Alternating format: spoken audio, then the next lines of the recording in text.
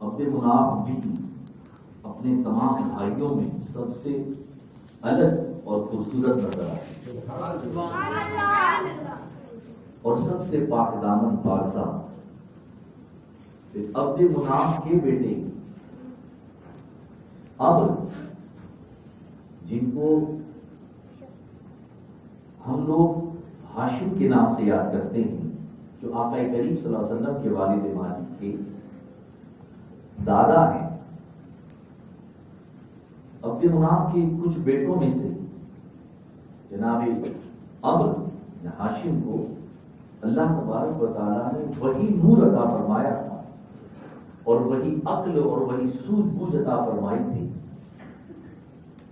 کہ اللہ تبارک و تعالیٰ نے جب خشی کے بیٹوں میں عبد مناف اور عبد الدار کا وصال ہو گیا تو اس کے بعد کچھ بھائیوں میں خانہ کعبہ کے تمام تر متولی اور لوگوں کو پانی پلانا، کھانا کھلانا، مہمان نوازی کرنا، طواف کرانا، یہ سب تھا. اس میں کچھ اختلاف ہو گیا.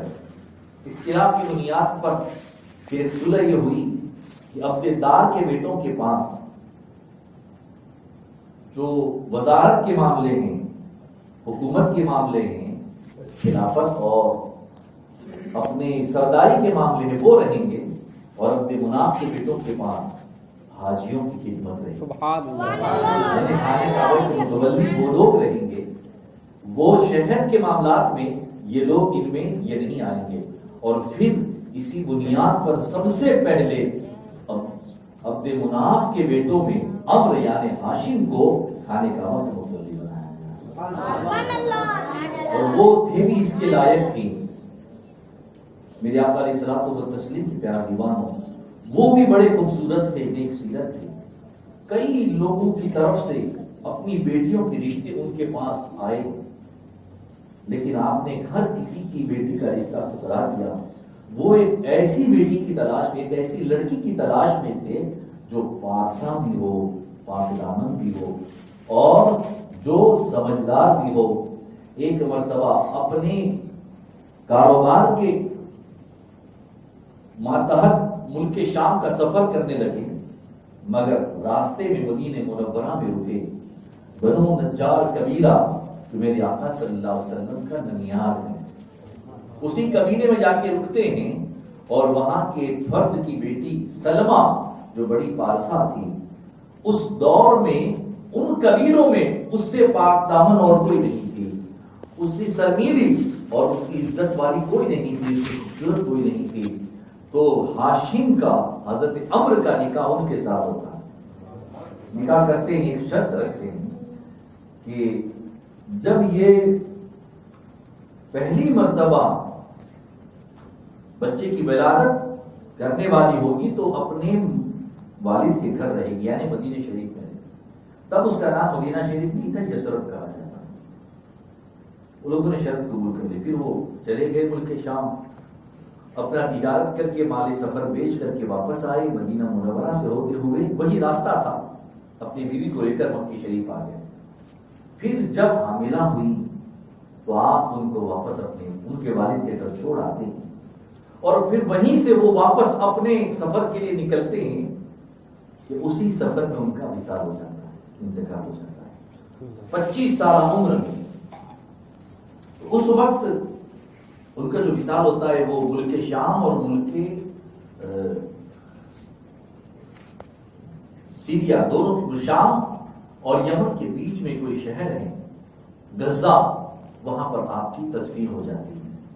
یہاں پر ان کے یہاں ایک بیٹا تولد ہوتا ہے جس کے سر میں کچھ سفید بال تھے اور جن کا نام رکھا جاتا ہے شیبہ. عبد مناف کے بیٹوں میں ہاشم کے ایک بھائی تھے مطلب کو پتا چلتا ہے 8 سال کے بعد کہ میرے بیٹے میرے بھائی ہاشم کی بیوی کو ایک لڑکا ہوا تھا اور وہ 8 سال کا ہو چکا ہے اور وہ مدینہ شریف میں ہے. تو چاچا اپنے بھتیجے کو لینے کے لیے پہنچ جاتے ہیں اور وہاں جا کر کے بات کرتے ہیں اور وہ لوگ انہیں دیتے ہیں. تو شیبہ کو لے کر کے آتے ہیں، مطلب لے کر کے آتے ہیں. جب مکہ شریف کی سرحدوں میں انٹر ہوتے ہیں، وہ پیچھے بیٹھے ہوتے ہیں اونٹ کے. پوچھنے والا پوچھتا ہے کون ہے؟ تو وہ کہتے ہیں عبد المطلب. انہیں تمہارے مطلب کو پوچھا جاتا ہے تمہارے پیچھے کون ہے؟ وہ کہہ دیتے ہیں عبد المطلب. مطلب کا غلام بھی ایک اس کا مطلب ہوتا ہے کہ میرا غلام یہ کہہ دیا اور لے کر کے چلے جاتے ہیں. وہیں سے شیبہ کا نام عبد المطلب ہو گیا، جو سرکار کے دادا جان ہیں. بچپنے کا عالم ہے. میرے آقا صلی اللہ علیہ وسلم کے دادا جان کی شان یہ ہے کہ بچپنے ہی کے عالم میں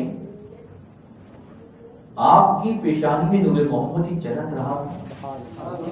چہرہ اتنا صاف اور شفاف تھا، اتنا معصومیت والا تھا کہ لوگ جان گئے کہ یہ بچہ کوئی معمولی نہیں ہے.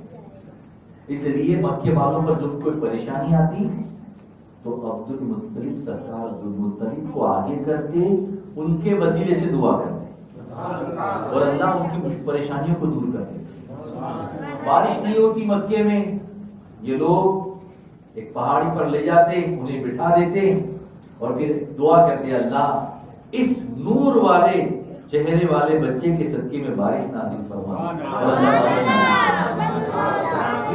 کے دادا جان کی شان ہے. اور پھر وہ بڑے ہوئے تو جب بڑے ہوئے تو جو کام ان کے دادا ان کے والد کو ملا تھا وہی کام ان کے چاچا کے پاس تھا، کعبے کی متولی. اور پھر لوگوں نے انہیں بھی کعبے کا متولی بھی تسلیم کر لیا اور مکے کا سردار بھی تسلیم کر لیا. سردار بھی بن گئے، متولی بھی بن گئے.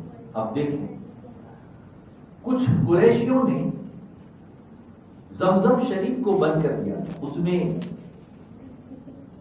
کچھ تلواریں ڈال دی تھی، کچھ برچیاں ڈال دی تھی اور کچھ قیمتی چیزیں بھی ڈالی ہوئی تھی، خزانہ اور پیک کر دیا. جو حاجی آتے تھے ان کے لیے پانی کی بڑی تکلیف تھی. دور دور سے اونٹوں پر پانی لایا جاتا، مشقوں پر ان کو پلایا جاتا، ان کو کھانا کھلایا جاتا. تو سرکار عبد المطلب کو پتا تھا کہ کعبے کے قریب زمزم ہے، تو آپ نے کھودنا شروع کیا، مگر کسی مکے والے نے ساتھ نہیں دیا. تو نیک کام میں دیکھیں عزم ہونا چاہیے، ارادہ ہونا چاہیے، کوئی ساتھ دے کے نہیں. آپ کے بیٹے اس وقت ایک بیٹے تھے حارث. آپ نے اپنے بیٹے کو لیا اور کھودنا شروع کیا. دونوں باپ بیٹے کھودتے گئے. اب خزانہ بھی نکلا، برشیاں بھی نکلی، تلواریں بھی، یعنی بہت ساری چیزیں نکلی. اور پھر اس کے بعد پانی بھی نکل رہا ہے، زمزم نکل. زمزم بہت اوندا نہیں ہے، اسی 5 فٹ گہرا تھا، لیکن مکے کی پہاڑیوں کے ان پہاڑ والے علاقے میں کھودنا بڑی کٹھن بات ہے، مگر وہ کھود دیتے ہیں. تو قریشی جمع ہو جاتے ہیں، کہتے ہیں عبد المطلب اس میں ہمارا حصہ ہے، اس میں ہمارا حصہ ہے. یہاں تک کہ جھگڑا کرنے پر آمادہ ہو گئے. سرکار عبد المطلب نے فرمایا جھگڑا نہ کرو، بیٹھو بات کرتے ہیں، قرآن اندازی کرتے ہیں، اور پورے اندازی میں ہم لوگ تمہاری میری اور کعبے کی بھی رکھیں گے، کیونکہ اس سے جو خزانہ ہے، اس سے جو پیسہ برآمد ہوگا، میرا تو ارادہ ہے وہ کعبے کی تیمارداری میں اور اس کے تمام باتوں کو صحیح کرانے کے لیے خرچ کروں گا. ٹھیک ہے. چٹھیاں مسالی گئی تو پہلے کعبے کی چٹھی نکلی اور پھر دوسری سرکار عبد المطلب کی نکلی. 2 ہی چٹھی نکلی، قریشیوں کی کوئی چٹھی نہ نکلی. آپ نے تمام وہ زواہرات تھے، جتنا خزانہ تھا، کعبے کو صحیح کرانے میں لگا دیا. اور جتنی برچیاں تھیں، جتنی تلواریں تھیں اپنے پاس رکھی. اس وقت ایک قسم کھاتے ہیں، اے اللہ تبارک و تعالی، میرے پاس ایک ہی بیٹا ہے، تو مجھے 10 بیٹے عطا فرما، تاکہ جب کوئی ایسا کام ہو مجھے کسی کی ضرورت نہ پڑے. اور اللہ تعالیٰ نے ان کے گھر 10 بیٹے عطا فرمائے. ان کی اولادوں میں ان کی 5 بیویاں تھیں اور 5 بیویوں میں اولادوں میں 10 بیٹے اور 6 بیٹیاں. اللہ تبارک اتنی اولادیں عطا فرمائی. مگر اب ہم میں دیکھیں ان کے سارے بیٹے ہیں، یعنی سرکار کے 9 چاچا ہیں، 6 پھوپھیاں ہیں، لیکن اس میں سے حضرت عبداللہ تو سرکار کی دنیا میں آنے سے پہلے ہی وصال کر گئے، اور باقی کے جو چاچا بچے تھے ان میں سے سرکار پر صرف 2 ہی چاچا ایمان لاتے، حضرت حمزہ رضی اللہ تعالیٰ عنہ اور حضرت عباس رضی اللہ تعالیٰ. یہ 2 ہی چاچا ایمان لاتے ہیں، باقی کے ایمان نہیں لاتے ہیں، باقی کے مومن نہیں ہوتے ہیں. یہاں تک کہ ایک تو بڑا دشمن تھا ابو لہب، جس کی تباہی میں اللہ نے سورہ لہب نازل فرما دی. اور میرے آقا علیہ الصلوۃ والتسلیم کو حضور صلی اللہ علیہ وسلم کو بچپنے سے لے کر دادا جان کے وصال کے بعد سے لے کر کے 25 سالہ عمر تک اپنے پاس رکھا وہ ابو طالب سرکار مولا کائنات کے والد ماجد ہیں، لیکن وہ بھی ایمان نہ لائے. اس لیے ہمارے اعلیٰ حضرت سرکار اور ہمارے فقہاء اور ہمارے علماء کا اسی پر اتفاق ہے. اس لیے ہمیں یہی یقین اور ایمان رکھنا ہے جو ہمارے بڑوں نے ہمیں تعلیم دی. شیعہ آج کل واٹس ایپ کے ذریعے، فیس بک کے ذریعے، یوٹیوب کے ذریعے جھوٹی روایتیں اتنی ڈال رہے ہیں، جس طرح دیوبندیوں نے غلط حدیثوں کا مطلب نکال کر سنیوں کو بھرمایا تھا اور یہ بتایا یہ نہیں کرنا چاہیے، نہیں کرنا چاہیے، اور اسی میں غلط راہ پر کتنے سنی چلے گئے.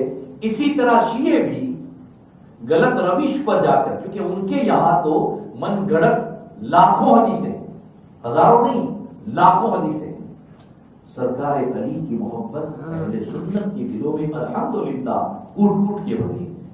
لیکن جہاں ایمان کا معاملہ آتا ہے وہاں بڑے علماء کی تحقیق پر سر کو تسلیم کرنا چاہیے. کسی کی دیکھا دیکھی کوئی بات نہیں کرنی چاہیے. ہمارے بڑوں نے کیا کیا ہے اس پر دیکھیں.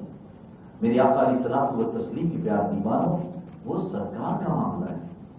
انہوں نے سرکار کو بہت ساتھ دیا ہے، بڑا کیا ہے، یہاں تک کہ جب سرکار کے دادا جان کا وصال ہو گیا اب کوئی نہیں تھا، ان کی پرورش میں تھے. جب تک سارے بیٹے ان کے آ جاتے تھے حضرت ابو طالب کے، پھر بھی کھانا شروع تبھی ہوتا تھا جب سرکار تشریف لاتے، اس کے بعد کھانا شروع کرتے. اتنی محبت.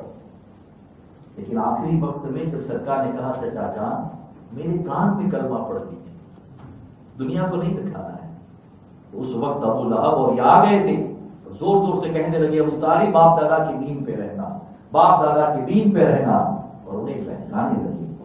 میرے آقا علیہ الصلوۃ والتسلیم کی پیار دیوان. اس لیے یہ اختلافی مسئلہ ہے، مگر تحقیق والے علماء نے جو کہہ دیا اس پر ایمان رکھیں، اس میں تجسس پیدا نہ کرے دلوں میں یہ کیا ہوگا یہ کیا ہوگا. آج کل شیعوں نے بے شمار ایسی باتیں ڈال کے رکھی ہے.